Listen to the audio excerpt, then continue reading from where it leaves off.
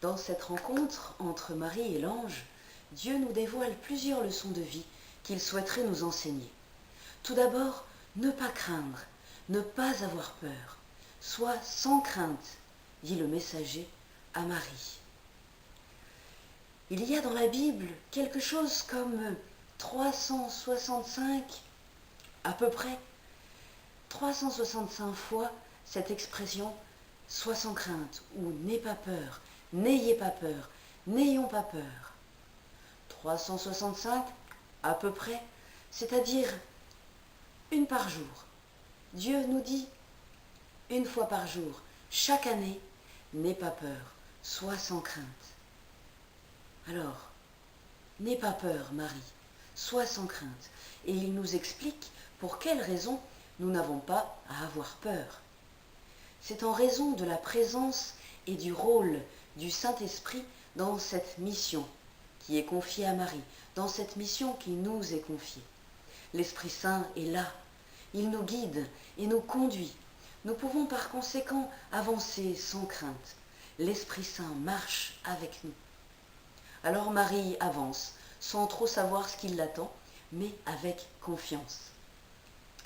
Par la voix de ce messager, Dieu appelle Marie à collaborer avec lui, en vue d'une naissance. Collaborer avec Dieu pour la vie. Cela peut nous rappeler Ève, qui a acquis un homme grâce à Dieu, mais aussi les matriarches, ces femmes stériles qui ont collaboré avec Dieu pour mettre au monde un ou des enfants. Marie se situe dans cette lignée, même si sa situation à elle est un peu différente. Elle n'a pas connu d'homme, comme elle le dit elle-même.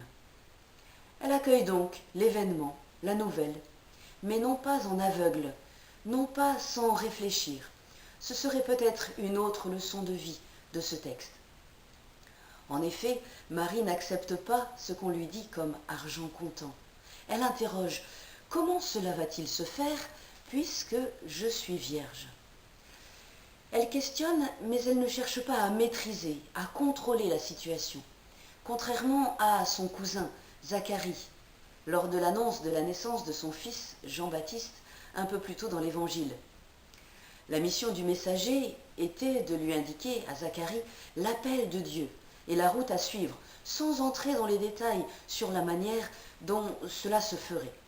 Or, Zacharie, lui, a besoin de posséder, il a besoin de comprendre, de contrôler, de maîtriser. Il dit « Comment vais-je savoir que cela arrivera ?» Zacharie semble plutôt en quête d'un savoir, alors que Dieu propose la vie et annonce une naissance. De son côté, dans sa manière de répondre à l'ange, Marie dit qu'elle a confiance. Cela se fera. Elle emploie le futur. Mais elle se demande quand même comment. Et nous, comment réagissons-nous lorsque Dieu se manifeste à nous et nous appelle? Sommes-nous dans la confiance, mêlée d'un intérêt un peu scientifique? Oh, je veux bien y croire, mais comment vas-tu faire cela? Ou bien alors essayons-nous de posséder, de maîtriser, de contrôler toute la situation? Bon, alors, finalement, comment cela va-t-il se faire? Eh bien, tout simplement, comme souvent avec Dieu, l'Esprit Saint viendra sur toi, et la puissance du Très-Haut te prendra sous son ombre. Je ne me lasse pas de méditer cette phrase personnellement. L'Esprit Saint vient sur moi, il m'enveloppe de sa présence et il fait grandir Dieu en moi. Marie a une relation spéciale et belle avec l'Esprit Saint, comme nous pouvons le constater dans ce récit de l'Annonciation. Elle est par excellence celle qui écoute les inspirations de l'Esprit Saint, celle qui se laisse guider. C'est pour cela que l'Église lui donnera le nom de épouse de l'Esprit.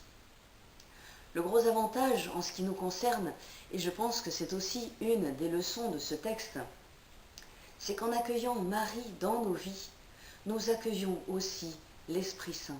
Ils sont inséparables l'un de l'autre depuis ce moment de l'Annonciation. Saint Louis-Marie Grignon de Montfort dit même, dans son traité de la vraie dévotion à la Sainte Vierge, il dit « Quand l'Esprit Saint voit Marie dans un cœur, il s'y précipite. Et puis, à l'issue du dialogue avec cet étrange messager, Marie adhère. Elle dit oui. Elle accepte. Marie, au moment où tu as peut-être planifié autre chose, Dieu est entré dans ta vie avec son plan extraordinaire. Et toi, son humble servante, tu lui as ouvert tout grand les portes de ton cœur.